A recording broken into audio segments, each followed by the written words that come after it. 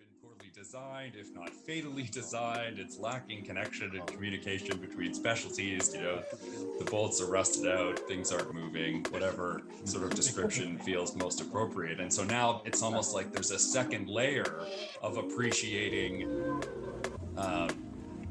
some degree of gravity, that it's not just that things are really bad and we're really ill-equipped to deal with them. You know what, can I play a metaphor that I feel like really is nice right here?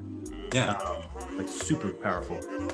So it's a little bit like, you could imagine a being. For the moment, I'll just make it a being. This being is sitting there in a place.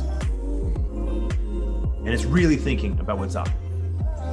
Really thinking, it's like, oh man, this place I'm at is not going to make it. Not good.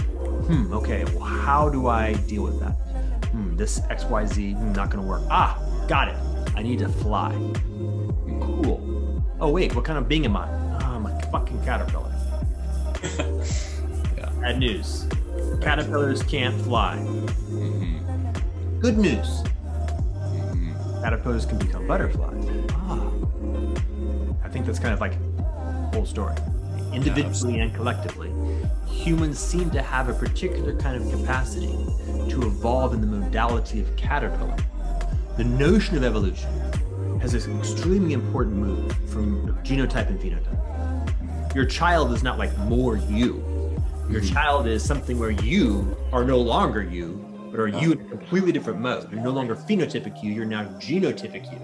Your child is a progression of genotypic you in a completely different phenotype. All right, now hold that as the basic construct.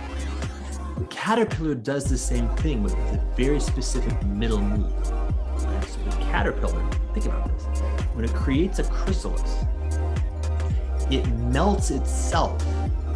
The body of the caterpillar, which is of course an exterior milieu, it's proteins and whatnot, break back from their phenotypic articulation.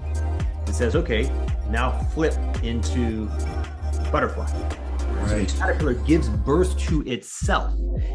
The DNA transference holds at the level of the imaginal cell. All of the somatic cells are melted back into raw material in the context of the chrysalis.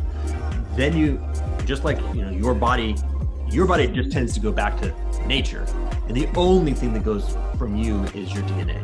And the caterpillar, its body goes back into a captured envelope of nature called the chrysalis. The only thing that continues forward is the DNA, but it comes back and reconverts that material into the new form of caterpillar butterfly. Humans have that same capacity. That's the interesting thing, right? We have the hominid piece, which progresses by parent-child. We have the sapiens piece, where we can actually take the beingness of what we are. That can go through a liminal stage. That can go through an imaginal stage. Right? So I'm not going to melt into goo and come back out. Well, maybe in nanotech. Let's ignore that for the moment. In any good version of this story, I'm not going to melt into physical goo and come back out as a completely different phenotype. But the interior can, in fact, melt back into a very, very, very low level goo. And only the most core elements, the effective equivalent of the imaginal cells, have a bit flipped, and then reconvert that energy or that capacity, that ambient possibility, into a new psychocultural construct. And that's, of course, the point is that's what humans can do. Like, that's the thing that humans can do, unlike anything else, right? We can produce new cultures in a particular kind of crucible, which is very, very, very equivalent to the chrysalis.